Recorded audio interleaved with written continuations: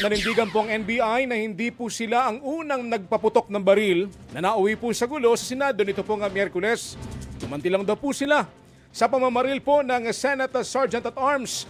Narito ang report ni Gio Robles. Naman natin yung mga ahente ng NBI. Sa isang bahagi ng ground floor ng GSIS building, pinapasok ang mga tauhan ng NBI sa isang hallway patungo sa isang nakasarang pinto. Matapos makarinig ng walang tigil na kalansing at ugong ng drilling machine pasado alas 7:30 kagabi.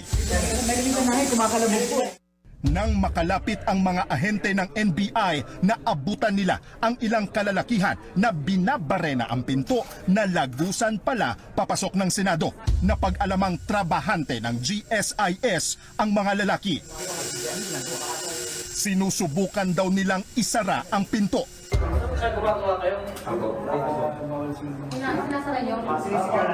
Ilang minuto ang nakalipas, dito na kami nakarinig ng sunod-sunod na putok. Nasa gusali pa rin kami noon ng GSIS kasama ang ilang ahente ng NBI. Kahit ang mga ahente hindi alam kung saan galing ang putok.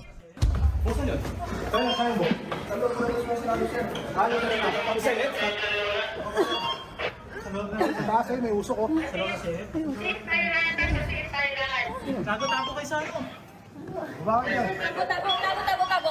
Ilang saglit pa, umalingaw-ngaw ang sunod-sunod na putok. Ayan. Ayan. Base po sa mga ahente natin sa NBI, galing po sa ground floor ng Senate itong sunod-sunod na putok ng baril na naririnig po natin. Napatago ang ilang ahente ng NBI na pinaputukan pa umano pero hindi malaman kung saang direksyon galing.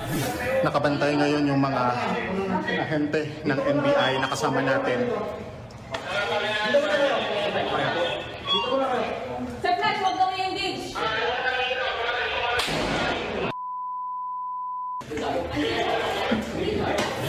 Sa mga puntong yon, nanatili pa rin kami sa gusali ng GSIS hanggang sa nakasalubong namin ang iba pang ahente na nakadeploy din sa gusali. Sabi ng isa sa kanila, mismo si Senate Sergeant at Arms Mau Aplaska ang unang nagpaputok. Pumutok ng tatlo pa atras. Pero ako. Saan kayo sir? Di ba sa Pilipinas Kanda? Sa kantin? Oo, dito sila lumabas sa kayan. Yung pintuan ng kay Yarda. Ayon sa NBI agent, nasa bridgeway sila ng ikalawang palapag ng GSIS building nang biglang paputukan siya mismo ni Aplaska nang lumabas ito sa isang pintuan mula sa Senado. Siya na una, nakamahaba siya, Dito na raw napilitan ang NBI agent na gumanti ng putok bilang self-defense. Walang nasaktan sa tropa ng NBI. Mga kasamang media kabilang ang News 5. Pero bakit nga ba nasa GSIS building ang mga NBI agent? Ayon kay NBI Director Melvin Matibag, humingi mismo ng tulong sa NBI ang pamunuan ng GSIS para i-secure ang gusali nito.